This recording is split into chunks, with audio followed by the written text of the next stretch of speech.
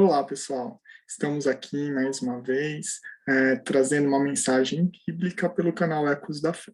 Eu sou o João Batista e nesse vídeo nós vamos falar do dom do amor. O dom do amor é o principal dos dons. E aonde que ele se localiza? 1 Coríntios 13. E para vocês entenderem melhor por que eu falo no dom do amor, a gente pode entender pelo contexto que está em 1 Coríntios. Em 1 Coríntios, no capítulo 12 ao 14, Paulo, né, o apóstolo, né, que conheceu Jesus, quando Jesus apareceu para ele, ele estava perseguindo os cristãos. Assim que Jesus aparece para ele acaba se cegando com aquela vista, com a pergunta: Saulo, né? Porque ele era mais conhecido como Saulo. Saulo, Saulo, por que você me persegue? Este Saulo, que agora é Paulo, começa a fazer o papel inverso. Ele começa a converter as pessoas para o cristianismo, a apresentar esse Jesus que ele conheceu pessoalmente e depois da sua ascensão. Agora ele está cuidando de uma igreja em 1 Coríntios. Ele manda uma epístola, uma carta para esta igreja. Nos capítulos 12 ao 14, Paulo vem falando sobre as questões dos dons na igreja. Em toda a epístola de 1 Coríntios, ele tenta trabalhar a bagunça generalizada que estava na igreja de Corinto. E aqui, a bagunça feita, inclusive, pelos dons. Muitos achavam que alguns que tinham alguns dons eram pessoas mais merecedoras de atenção ou que tinham mais o Espírito Santo do que outros. Então, isso causava desarmonia, causava tensões dentro da igreja de Corinto.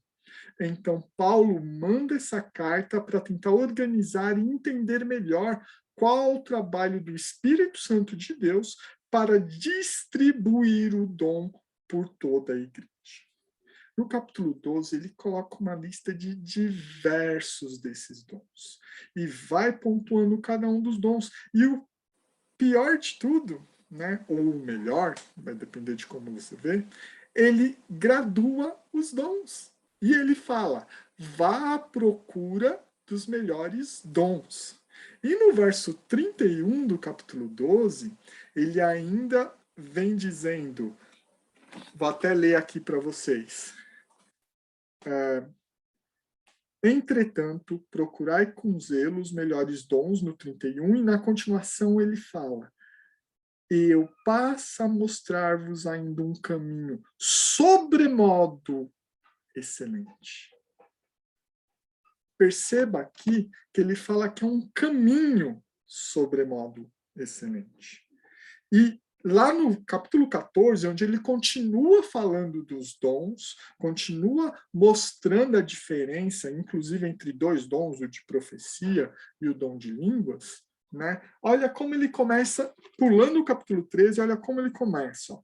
Seguir o amor e procurar com zelo os dons espirituais. Olha que interessante. Primeiro ele introduz ele falou que vai falar de um caminho sobremodo excelente, o melhor dos caminhos. E a Bíblia, quando fala em caminho, não sei se você já tem o costume de ler a Bíblia, mas sempre quando ela fala do caminho, é um rumo de vida, é uma maneira de se passar pela vida, como agir durante o nosso percurso nesta vida, né? Quando eu falo nessa vida terrestre, antes de encontrarmos com o nosso Senhor Jesus Cristo. Então, quando se fala em caminho, fala num jeito de se levar a vida, nos objetivos principais de se viver. É sua meta, é um jeito de passar pela vida, mas como um princípio. Você pode fazer outras escolhas, o que você vai fazer ou não, mas um caminho é como você vai agir para atingir aquelas coisas. São os princípios, são como você rege sua vida, as regras que regem sua vida, que você mesmo escolheu andar por esse caminho.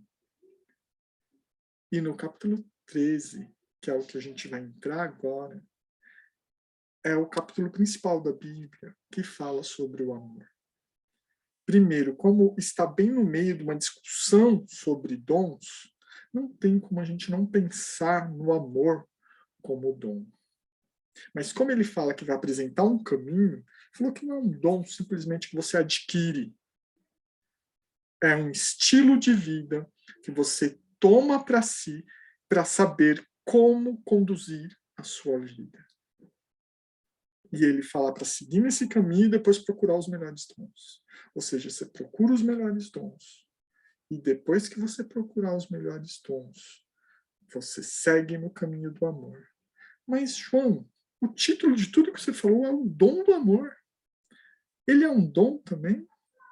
Bem, é nisso que a gente vai começar a estudar agora.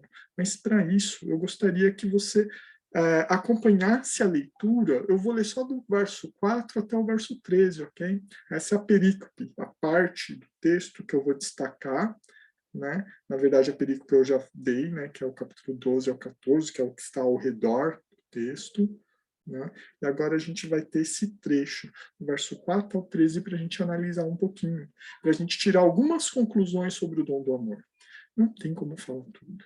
O amor é algo para a gente estudar por toda a vida. Mas nesse capítulo já dá para a gente tirar algumas conclusões. Em outros vídeos eu vou voltar, né, mais pausadamente em cada detalhe para que a gente possa refletir, porque o amor, a gente tem que estudar ele. Porque o amor que está tratando aqui não é o amor que você vai ver em outros vídeos. Não é o amor que você vai ver em outros livros. É o amor de Deus. A maneira que Deus descreve que nós devemos amar. E ela não é nada parecido com o que nós imaginamos. Ok? Então vamos lá para esse pequeno trecho. Eu vou ler aqui na minha Bíblia, ela é a Revista e Atualizada, segunda edição, ok? O amor é paciente, é benigno.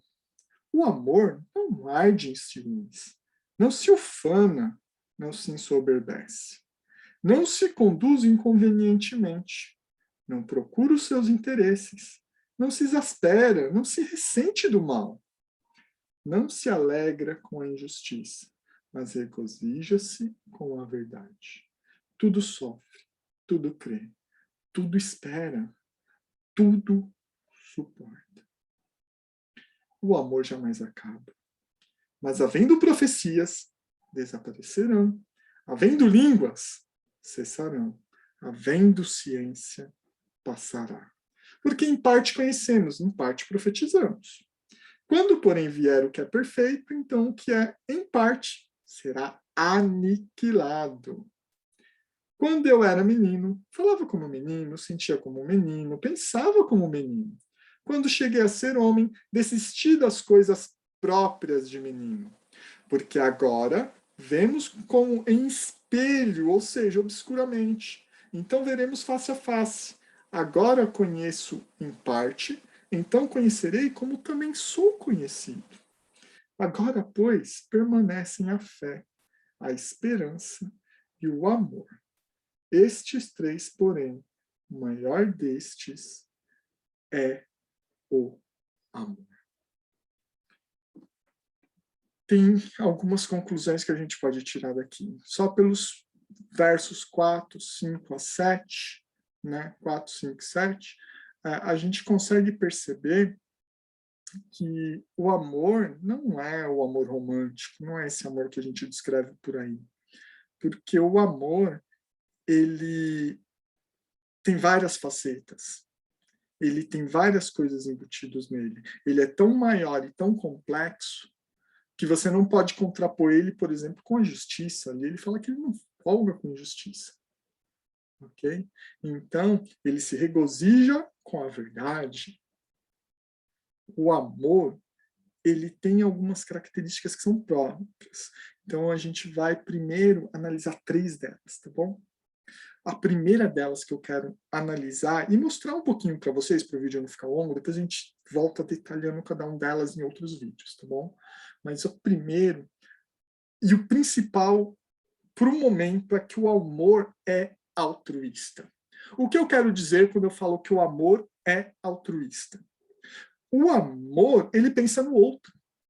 Ele sempre é voltado para o outro. É óbvio que nós temos que nos amar, olhar para nós mesmos como se estivesse de fora de nós, porque a gente precisa se cuidar.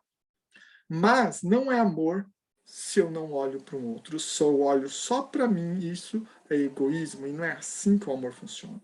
O amor olha para o outro, afinal, olha as suas qualidades. Ó. Alguns detalhes, 3 detalhes para vocês verem que o amor é altruísta. No verso 4, 5, 7, a gente vê que suas qualidades beneficiam outros. Vamos lá voltar nos versos. Ó. O amor é paciente, afinal, ser paciente com o outro é lucro para ele, tem vantagens para mim, mas é mais para ele. É benigno, ou seja, a bondade é sempre voltada para o outro. O amor não arde em ciúmes, ou seja, respeita o outro de tal maneira que não trava a vida dele por causa da possessão. Ele não é possessivo. Amor não é possessivo. Não é esse que a gente está falando aqui. E aqui a palavra para esse amor é ágape. Um dia a gente estuda as palavras gregas sobre o amor. Ok? Ele não se ufana, ou seja, ele não se orgulha no sentido de se achar melhor que os outros. Ele não se sente superior, ele não se, ou melhor, não é que ele não se sente, ele não se coloca como superior ao outro. Porque quando a gente sente, a gente simplesmente coloca, né? Em algum momento isso vai ser notado. Às vezes a gente não percebe, mas o outro percebe, e muitas vezes ele está com razão, né? Ele não se ensoberbece, ele não fica orgulhoso no sentido de não ceder. Então, sim, ele cede coisas, ele não se acha o máximo, entendeu?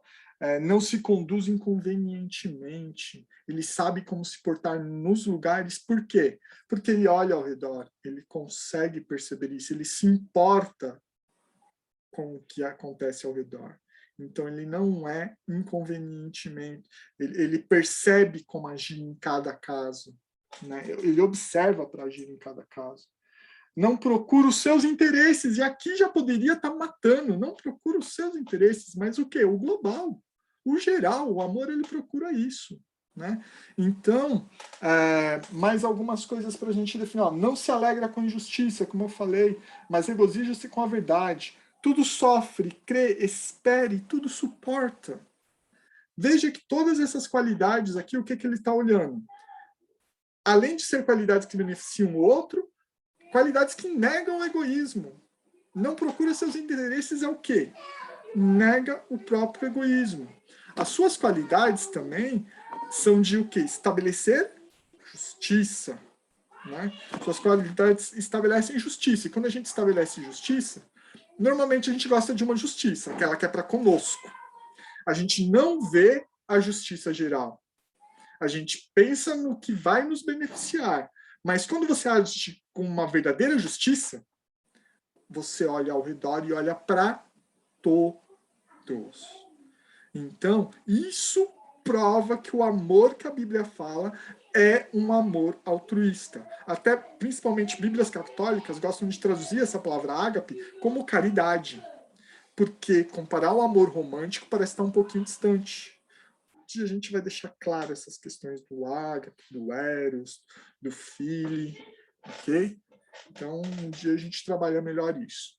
Mas outra característica, a primeira, então, acho que ficou claro. O dom do amor é altruísta. Ficou clara essa, né? Agora, outra característica do amor. O dom do amor é eterno. É um dom que é eterno. E olha, no verso 8, o que fala? Que há dons passageiros, não é? Olha o que está falando lá, ó. O amor jamais acaba, mas havendo profecias, desaparecerão, havendo língua, cessarão, havendo ciência, passará. Porque em parte conhecemos, em parte profetizamos. Quando, porém, vier o que é perfeito, então o que é em parte será aniquilado. Ou seja, essas coisas, esses dons citados, vão passar. E aqui que se atém, ó, ele dá uma lista de dons e fala, ó, esses dons passam. Eles são importantes, são bons, podem ser os melhores, mas eles passam. Mas o amor, ele não acaba. A ideia de eterno, né, muitos trazem que os hebreus, né, acreditavam que o que é eterno é algo que nunca se iniciou e também nunca teve fim. Isso estabelece que se o amor é eterno, Só há um que é eterno como amor, que é o próprio Deus. Então, aqui a gente vai identificando esse caminho que é para a gente andar, também é o próprio Deus. E aqui a gente já vai pensando, nossa, Jesus não falou que ele é o caminho, a verdade, a vida? E também lá em 1 João 4, verso 8, não fala que Deus é amor? Jesus não é Deus? Então, será que a descrição mais perfeita para o que a gente está conversando aqui não seria o próprio Deus? Para entender esse amor, só observando Jesus Cristo e as ações do próprio Deus para conseguir entendê-lo. Porque ele não é comum na humanidade. Não é comum. Ah, mas eu conheço pessoas boas, pessoas que pensam nos outros, pessoas que não são egoístas. Concordo. Mas plenamente, da maneira que está sendo descrita aqui, ninguém consegue se encaixar. Ok? Mas vamos continuar. Então, ó, a gente vê que há dons que são passageiros e também fala que há dons que são permanentes. Sabia? Tem alguns dons que são permanentes. Se há os passageiros, deve que ele vai comparar com os permanentes. No último verso, verso 13, fala: agora, pois, né, aqueles passageiros que são em parte, eles, quando vir o perfeito, não vão ter. Mas, ó, agora, pois, permanecem a fé, a esperança e o amor. Então, esses permanecem. Tem passageiros e permanentes. Fé, esperança e amor. Esses três são permanentes. E a gente necessita muito deles. A fé quer ter convicção daquilo que ainda não aconteceu, daquilo que a gente não viu, mas a gente não tem a menor dúvida que existe. Isso é fé. A gente tem essa convicção, né, dessas coisas. Eu tenho pela fé alguma coisa que nós chamamos de fé. Porque não temos como comprovar para o outro, mas temos convicção. Entretanto, a fé, quando nós olhamos para Deus, né? Quando nós conhecemos Ele pessoalmente, tem como ela permanecer? Chamar o quê de fé? Agora eu tenho prova, agora eu tenho comprovado, Ele está na minha frente, todos viram. O outro é a esperança. A esperança é aquela chama que tem dentro de nós que faz a gente continuar no caminho certo. Por quê? Porque as coisas boas que esperamos vão acontecer, o retorno do nosso Senhor vai acontecer. Então, quando você crê nisso, o que acontece? Você tem esperança. Temos essa chama e isso nos motiva para continuar seguindo no caminho, se vamos dizer assim. Agora, e o amor? Mas pensando, a esperança você está lá, aguardando tudo isso acontecer. E quando acontecer? O que acontece com a esperança? Continuemos com o raciocínio. Então, assim, ó, outra coisa que o dom do amor é eterno. A gente viu que tem dons passageiros, que temos dons permanentes, e também que os passageiros serão destruídos quando os permanentes se tornarem perfeitos. Então, tem um momento que os dons permanentes se tornam perfeitos, que é o verso 8 a 12. Entendeu? Eu era menino, via como coisas de menino, só que aí eu cresci e agora vejo como adulto. Ou seja, tem dons que eles vão sendo, na nossa caminhada cristã, eles vão sendo trabalhados, utilizados e quando não são mais úteis, descartados. Mas tem dons que sempre continuam. Fé, esperança e amor. Esses têm que continuar por toda a nossa caminhada. Eles não podem deixar a gente. E olha que a gente está falando aqui de dons, de coisas permanentes. Mas, se a gente comparar esses três, que são importantíssimos, fé, esperança e amor, qual seria o maior deles? Bem, aí a gente chega na terceira, né? Na terceira conclusão que a gente tira sobre o amor. A primeira, só retroendo, o amor é altruísta, isso é claro. Segundo, o amor é eterno, isso daqui já realmente nos dá uma sensação, né? Ele nunca acaba, fala ali, né? Já nos dá uma sensação que ele é diferencial. O terceiro, o dom do amor é supremo. Como assim supremo? Supremo é algo que é acima de tudo, que não tem como comparar com o outro. A gente já viu isso quando ia começar a apresentar um caminho sobremodo excelente, que era o melhor dos caminhos, era o caminho para se andar. Então, aqui, eu já posso até ir concluindo, sim, ele é supremo. Mas tem outros versos que mostram que ele, inclusive, o amor, ele é supremo, a fé e a esperança. E eu acho que você já entendeu, porque eu já comecei a argumentar isso. Vamos rever o verso 13. Agora, pois, permanece a fé, a esperança e o amor. Estes três, porém, o maior destes é o amor. É isso que a Bíblia diz para a gente. O maior destes é o amor. O que é dom? Pelo que a gente vê em 1 Coríntios, dom é algo que não é próprio do ser humano. É algo que é concedido, uma dádiva de Deus que ele dá através do Espírito Santo e que nós utilizamos para o crescimento da igreja, para o crescimento pessoal. Né? Nós somos parte da igreja, somos tijolinhos dessa igreja, que é o conjunto de pessoas que estão ao lado de Deus, que olham para o bem, que olham para o que é importante para cada um de nós. Okay? Então, por que o amor é superior à fé e à esperança? Como eu disse, quando a fé acaba, quando eu vejo Jesus. Quando a esperança acaba, da maneira correta, da maneira alegre, é quando volta Jesus. Porque aí eu não preciso ter fé, porque eu vejo, estou comprovando. Eu não preciso ter esperança, não há mais o que esperar. Essa chama vai virar simplesmente a alegria de ver o nosso Senhor. E o amor? O amor vai acabar quando? Nunca. Ele é superior. Não tem como se aproximar de Deus e não olhar e fazer de tudo para aprender a amar. Afinal, Deus é amor, Jesus Cristo é amor. Tudo que fala sobre amor aqui, você pode colocar o nome de Deus e de Jesus que vai encaixar perfeitamente.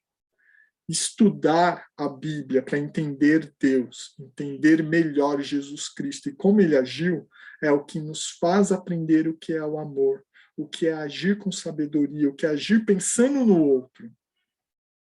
Quando verdadeiramente aprendemos isso e colocamos em prática, aí estaremos andando no caminho que Paulo está nos apresentando aqui, o caminho do amor, que é simplesmente seguir verdadeiramente o nosso Senhor Jesus Cristo. É óbvio que pode ter dado um pouquinho de clareza sobre o que é o amor, mas eu precisaria de uma infinidade de vídeos para isso. E mesmo com os vídeos eles podem estar um impulso inicial para você. Mas aprender sobre amor, olhar no amor na prática, é vivendo e olhando para quem verdadeiramente ama, que nós sabemos através da Bíblia.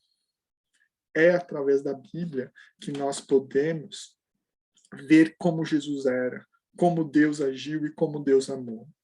E conversando com a comunidade de pessoas que olham para o amor, estudam o amor de Deus, que você vai conseguir crescer.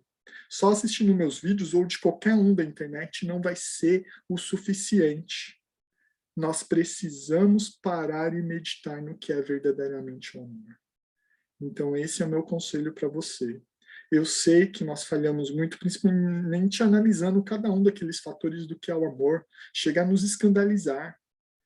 Então, o amor é um caminho, não é um sentimento que nos toma. É uma escolha, é um desejar ser um ser que ama. E aí, o amor ele não vai ter um único objeto, né? Um único objeto para com amor. Mas você vai amar toda a humanidade e todas as coisas criadas. Espero que eu, você, todos nós que estamos assistindo, os nossos parentes, os nossos queridos, os nossos amados, todos eles escolham aprender do amor e seguir nesse caminho. Espero que a gente Em nossas orações, sempre peça isso para Deus, porque este é o caminho. Compartilhe esse vídeo, se inscreva aí no canal, vamos abrir uma comunidade legal e vamos falar mais sobre o amor e também sobre como o amor está revelado aqui, porque ele não é da maneira que nós imaginamos. Até mais, espero que vocês tenham gostado. Até o próximo vídeo.